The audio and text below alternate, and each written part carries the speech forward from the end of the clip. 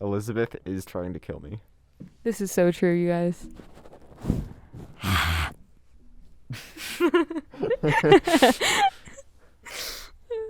Should I go? Should I go? Yes. Yes? Oh. Stop. We have to do it together. Oh, okay. It's good enough. Okay. Welcome to the FALA Upcast, a bi-monthly podcast where we watch movies and then talk about them. I'm your host, Elizabeth, and today's guest is Bridger. In today's episode, we're reviewing Zapped, the 2014 Disney Channel original starring Zendaya.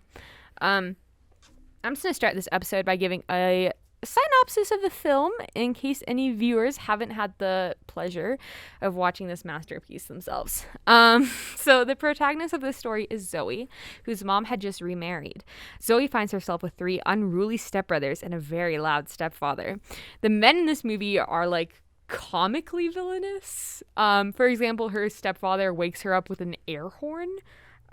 Subtlety was not a strong suit of this movie, but it was great nonetheless.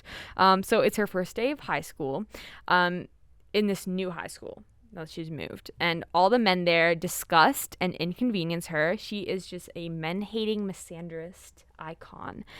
Zoe is also very addicted to her phone, and she ends up buying an app to control her dog's behavior with a high-pitched frequency.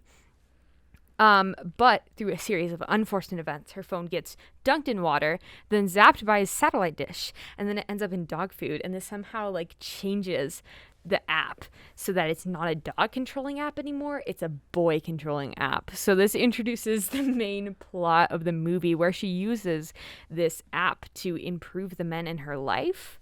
There's a little subplot including quite a few dance battles in which she tries to audition for a dance squad, but the mean girl of this movie, Taylor, she's the antagonist, and she doesn't want Zoe on the dance squad because Zoe has been flirting with Jackson, Taylor's ex-boyfriend, the bad boy love interest of this movie.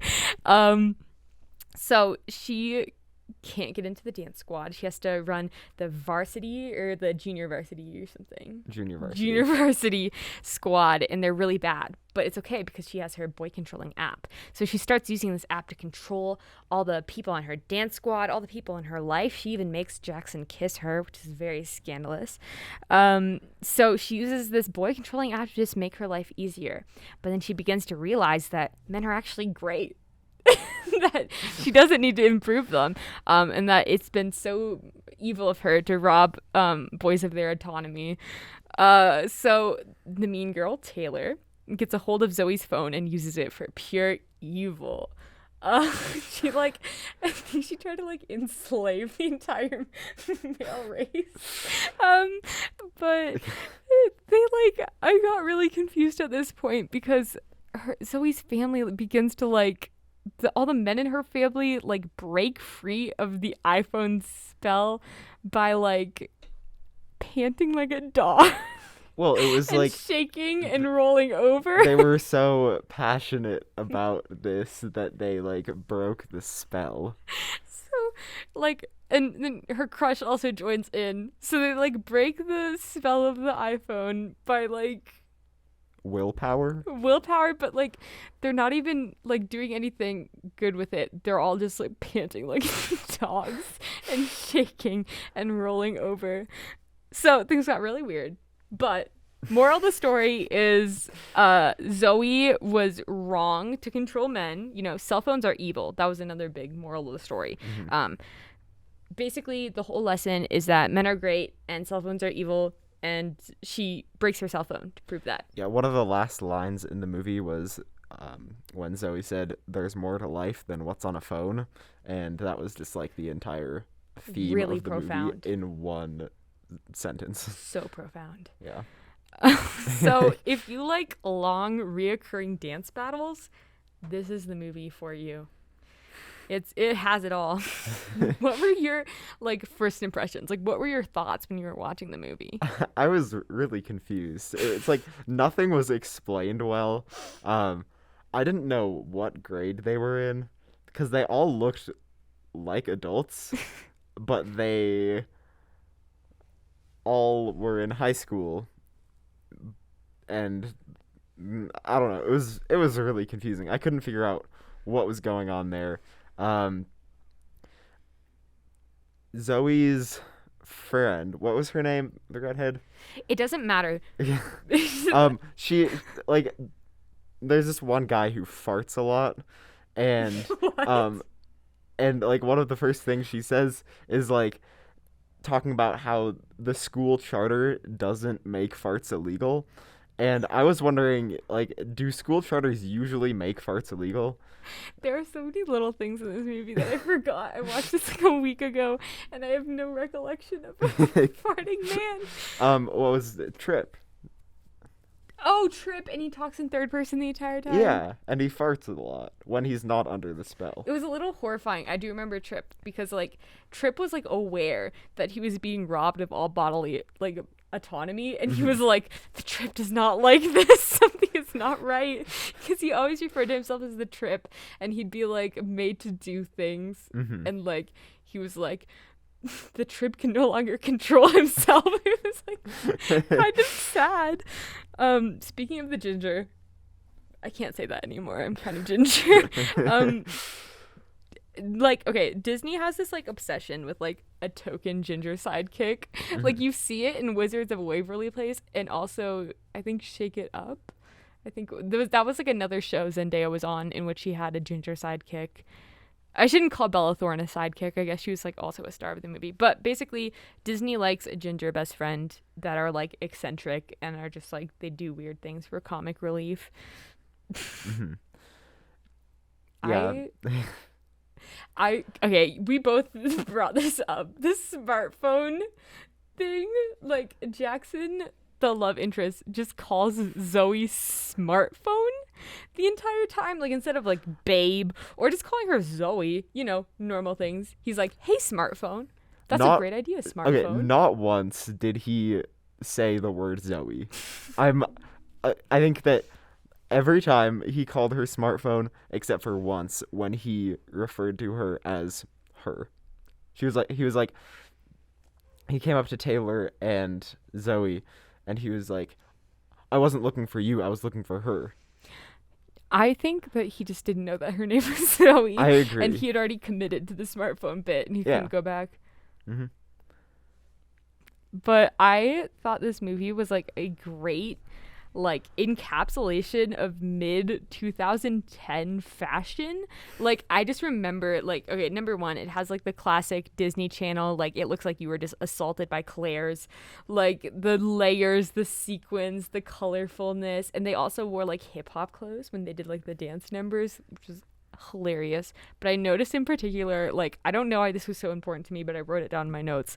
Like I saw some girl wearing an owl necklace. Like every single girl in 2012 had like a little silver owl necklace, and I was like, oh my god, this is like such a great encapsulation of like, it's so Disney Channel chic. Yeah, it's so like, it really captures the fashion of the time. One of the things that I thought was interesting was in the last like dance battle, the most important, the climax of the movie, Zoe was wearing a shirt that said boys in like huge text, and I thought that was like kind of horrible, but also like very ironic and funny. And I think, I'm guessing they did it on purpose, but like it's big text, but it took me a long time to notice because it's like BOYS. And I'm like, wait, who would wear that in the first place? I thought it was BO like body odor. I don't know. I didn't read the bottom part. That's all I noticed. This movie is actually based on a novel called Boys Are Dogs, which was written by a woman. And so I was a little bit surprised to find out that Zapped was actually like directed, and like it was half written by men. There were 2 female writers and 2 male writers on like the screenplay. But I think that explains why it turned into like pro-men propaganda at the end. Because at the start, it's like, it is not a good, like, the men are so like comically awful. Yeah. Like it's so like larger than life, like just so ridiculously horrible. But then in the end, it like the main message is that boys are actually great. yeah, she's like, oh, they're actually not that bad. Like, maybe I can learn to live with them. I think I don't know what the I couldn't find a plot synopsis for the book Boys Are Dogs. But I don't know if that was influenced by the men like running the movie, if they like wanted to make it less man-hating, or if that was like a main like part of the I don't know. There were so many things to love about this movie. Like I said one of my first notes was this was written by someone who never went to high school, because it was like so, just like everything was so heavily stereotyped, and like there was not one thing that I could relate to about that high school experience. I don't know, maybe we're just like special or something. We go to a weird school, but I don't think that that's how most high schools run. every single character like was so over the top. Mhm. Like it wasn't just like just like the sidekick character or the comic relief character. Like every single character in this movie was so like absurd that it all like it makes sense that they would all exist in the same universe because they're constantly like outdoing each other with the crazy things they do and say. Yeah, another one of the things I wrote is that nobody is this confident because everybody is just like so confident with everything that they do. It was shocking. My absolute favorite part of this entire movie, I've just like been thinking about it for the past week, is like Taylor, the mean girl, the antagonist of this, has this line where I don't even remember the context of the scene, but I just remember like hearing it and I was like, I need to write this down. So she says, I don't laugh out loud because it's a sign of weakness. But just so you know, in my head, I'm laughing right now. I'm laughing so hard, I'm literally throwing up in my own brain. And that actually, I do remember the context of that since I watched this last night. Oh, you did? So what was happening is that Zoe was trying to control Taylor with the app, but it doesn't work because it only works on boys and men. And so she was like saying all these like dog commands into her phone, and they were just like, "What are you doing?" And then she was like, "Oh yeah, I was actually just like making a dance." And then she like did all the things that she said, and then Taylor said that.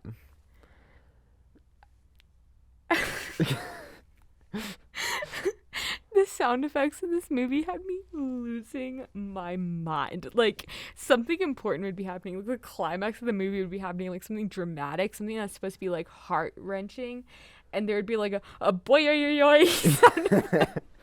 I couldn't stand it. It was so absurd and like over the top. I feel like they had to know what they were doing. Like I don't think a single person making this movie took themselves seriously. Yeah. Like Like I said, it was exactly what I was expecting. it was what you were expecting. Did you like not watch it as a child No. when it came out? And like, see, I think I was like the prime age in like 2014 to watch it.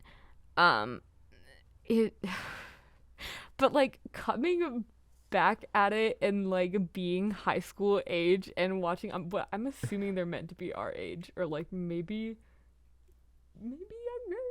I don't know. They're played by like 25-year-olds. And they never specify what age anybody is. Like everybody looks the same. They're all old. Like okay. But specifically one person where I was like, this man would like not be let into a high school was Jackson, the love interest. Like that man is Yes. so clearly in his mid to late 20s. I'm like, what are you doing here? And like he has this like uniform the entire movie that he like wears a leather jacket and like a beanie like half off of his head. He's just like so like he's like the bad boy. Oh yeah. He's like a loner. He's a weirdo. A creep?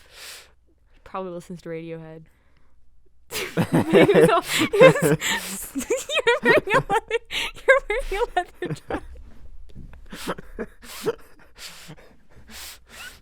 But he was also in chess club.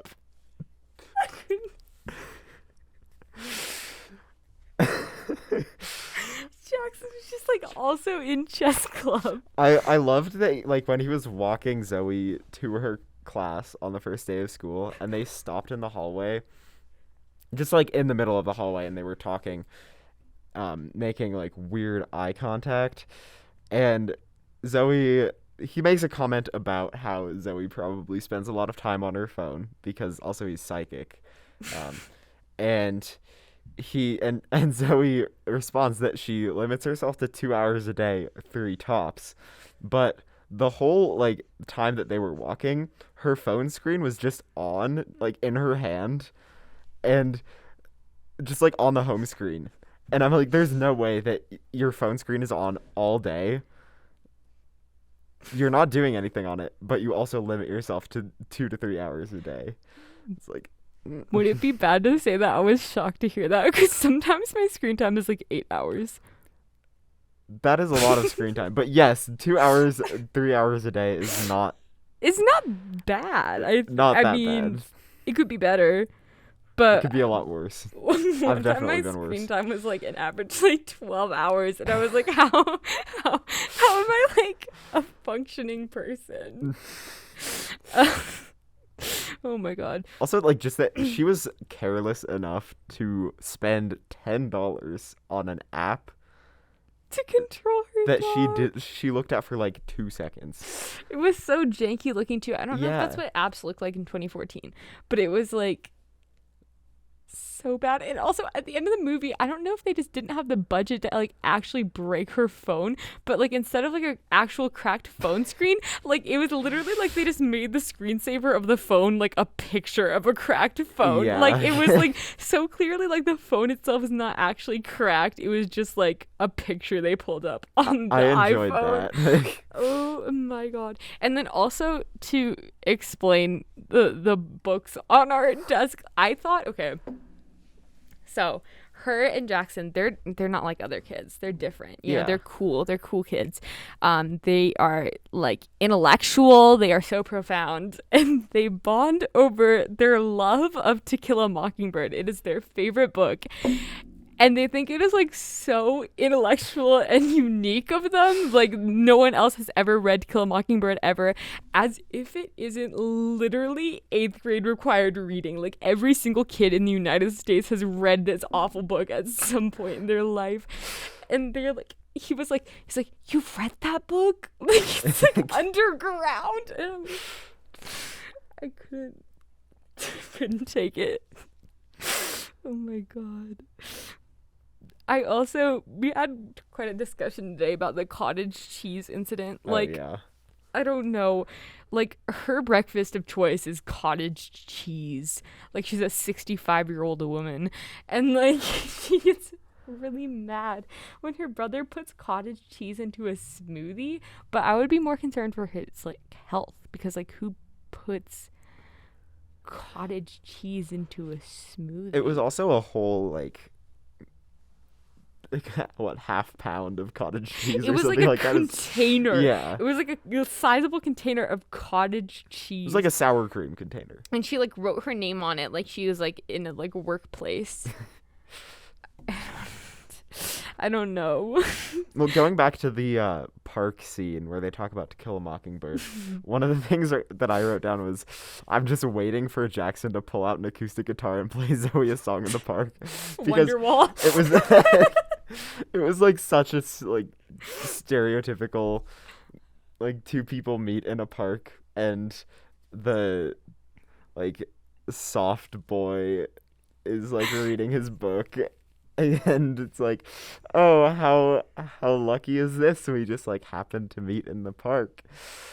I couldn't. And also their school is massive, so it's not like a small town. That was the other thing. I don't know if our school is just like so tiny, but I was like in shock when I was hearing of like West Wing, East Wing of this college, and that there was like a bunch of different rooms with the same number because it was so big. I was like, what?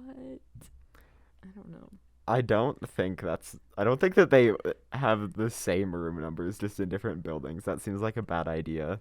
But they did. Like, that was how she met him, because Yeah. she went to the wrong... In real life is what I'm talking about. Well, Okay, whatever. I'm also like, I was so confused because the movie starts with a wedding between Zoe's mom and stepdad. And and then they move in after. So I'm just like, did these families not live together before marriage? Like, was that their honeymoon? Like, moving in together? Because that seems like something kind of crucial to like figure out before you move in together, like to find out if you can actually live together cohesively. Yeah, that is true.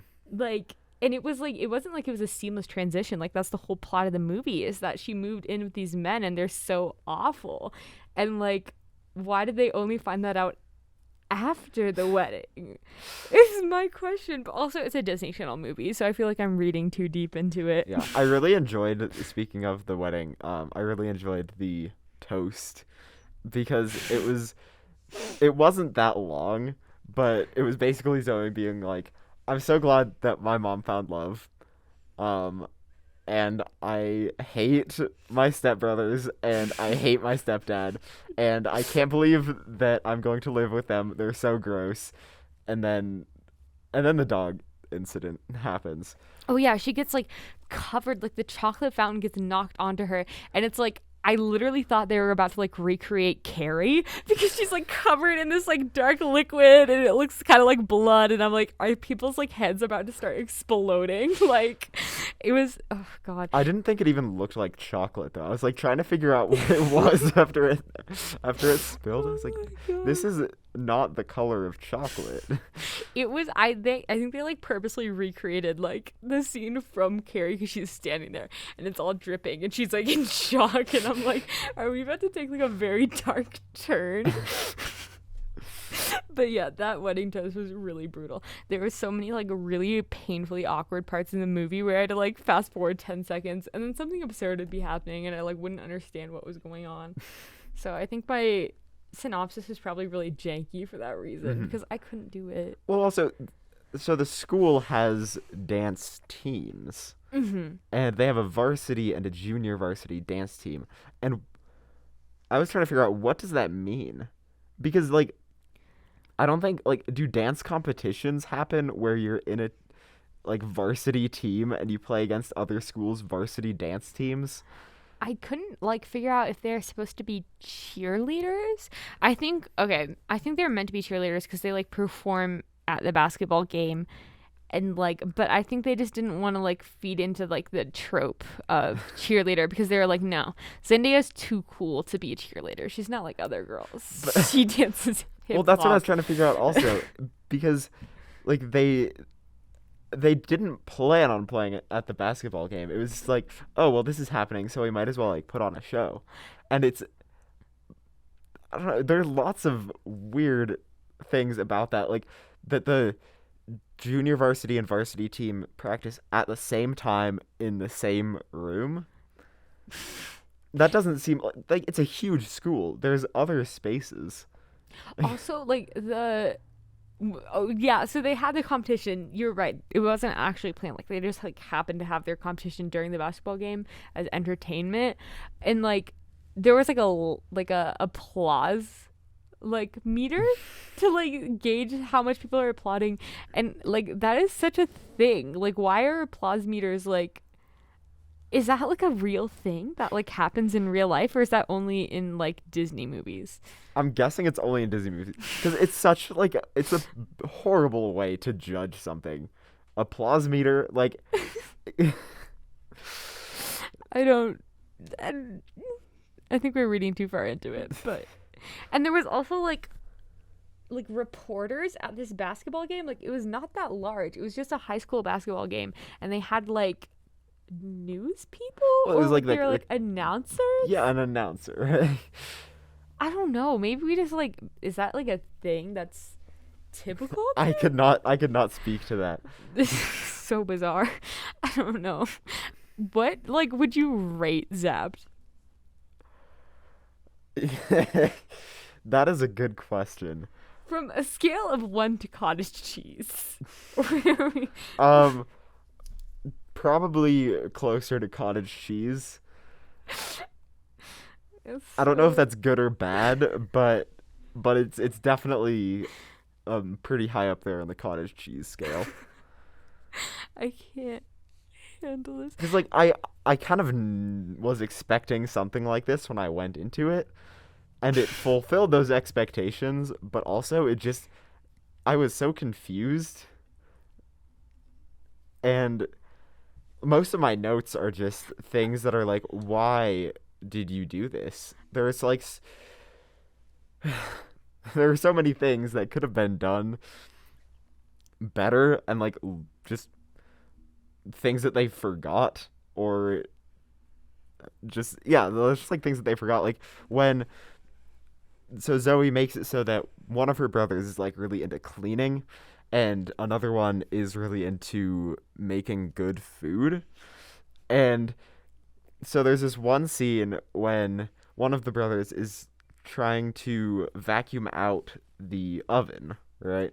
And at the same time, the other brother is trying to put something into the oven. He's trying to put ratatouille into the oven. Yeah, and so I was wondering, is the one brother trying to microwave the oven when it's on and like really hot?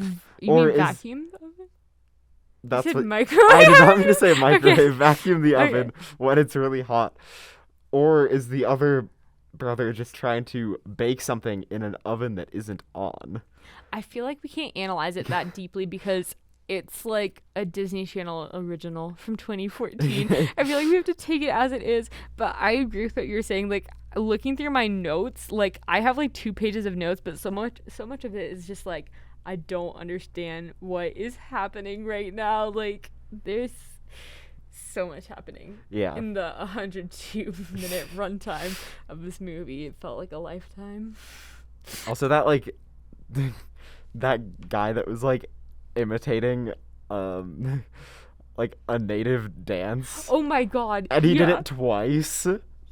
And like then she like made fun of it, but then in like the final dance off they like turned this native dance into like hip hop, and there was like strobe lights and dub smash, and I was like, I can't do this anymore. I had to skip through that entire like last dance battle because I could like suck it up for like the 2-minute dance battles, but that one was like 5 minutes of screen time of nothing but just like hip hop dancing. I couldn't do it. Also, it's like this white boy who like so crudely imitates what is clearly like bad. It was like an indigenous like dance, and it's just like that was the worst decision you could have made, and he did it twice and mentioned it like 5 times in the whole thing. They kept bringing it up for comic relief, and I was like, I don't know. I feel like Disney in the 2010s and like early 2000s did so many questionable things. But was there like anything else that you wanted to talk about before we start wrapping up? Let's see. Oh, yes. So when Zoe was trying to figure out if like Jackson was like into her, and they're walking home, and she was like trying to like get to him, I was like, you have the app, you have your phone, and then this is like this is the thing that it would work on. Just be like, and she did it with somebody else in the movie also, where she's like, express your feelings about this person. That's true. She could have done that. And then she went and used the app to make him kiss her. I know. I was like, okay, most of the time during this movie, I was like, you know what? Like, objectively, the men are better this way. Like, now that they're, like, wearing deodorant. Because that's what some of the things were. It was just, like, have better hygiene. And then they would, like, I don't know, take a shower. Sometimes teenage boys need that.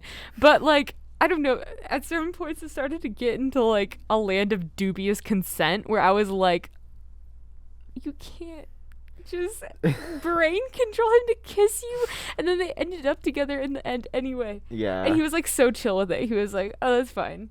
Like, yeah, like completely like take away my free will and make me like kiss you. That's chill.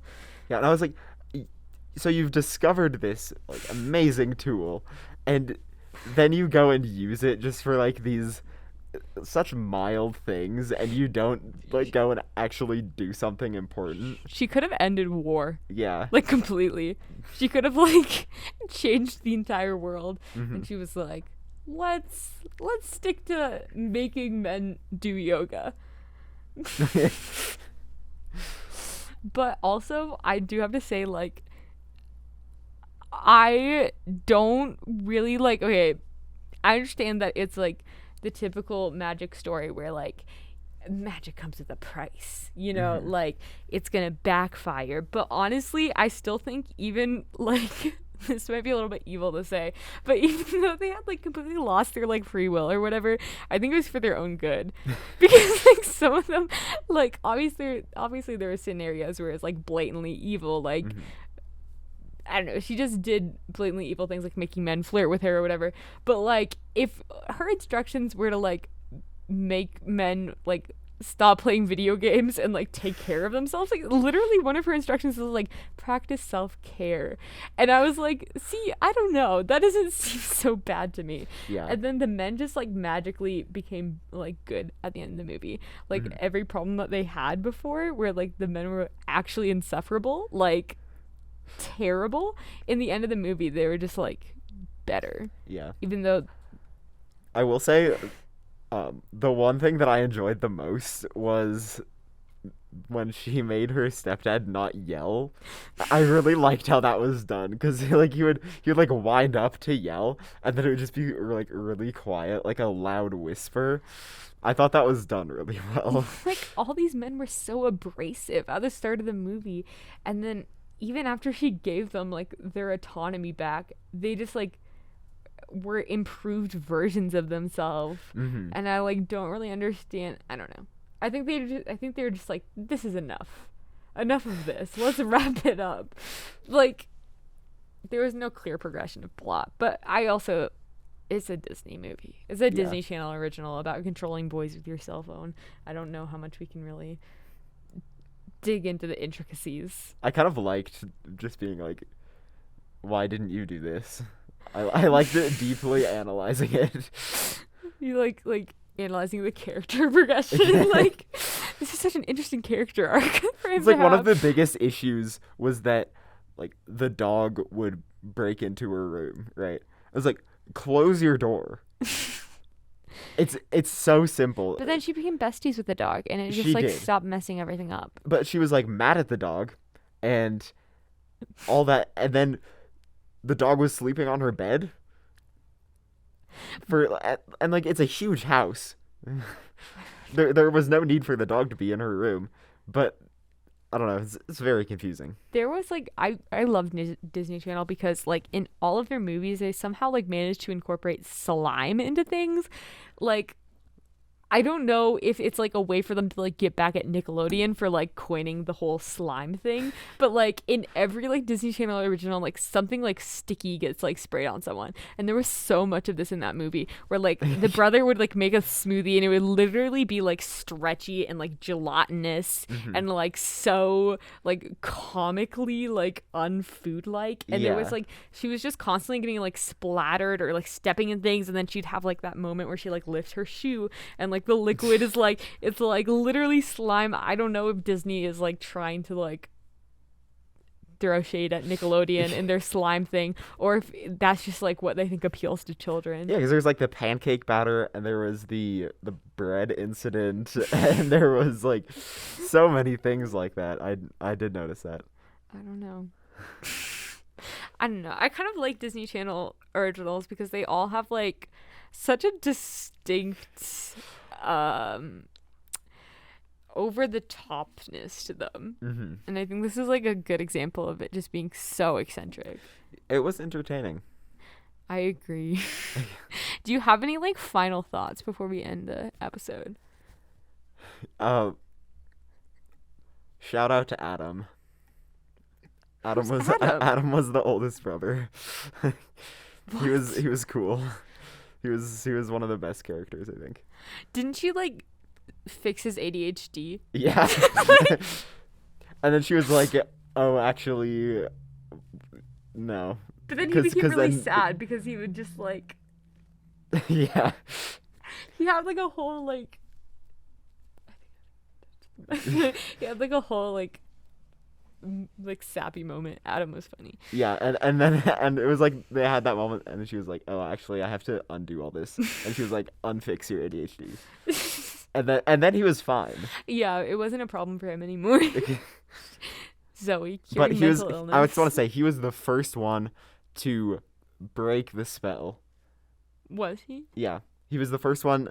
He was like, he was in the kick line, right, and he broke out, and I was like, "Yes, my boy Adam, good job." I don't know how Zendaya did it. I don't know how she was like so okay with just doing some of the things that she did in this movie. Like the loss of dignity that she must have experienced from having to like get on her knees and pant like a dog. Well, I mean, it was completely voluntary after people started breaking out of the spell. It right? was like, And then they all joined need in. To Like, be what like was that. I think it was like a communal embarrassment moment. Yeah. Like, anyway, I thoroughly love this movie. Mm-hmm. That's all I have to say. Thank you for being cool, Adam. I didn't even know his name was Adam. Thank you so much for watching. Tune in 2 weeks. We'll watch another movie, and we'll probably talk about it again. And yeah, that's all I can tell you. Okay. Let's wave bye. Bye. Bye.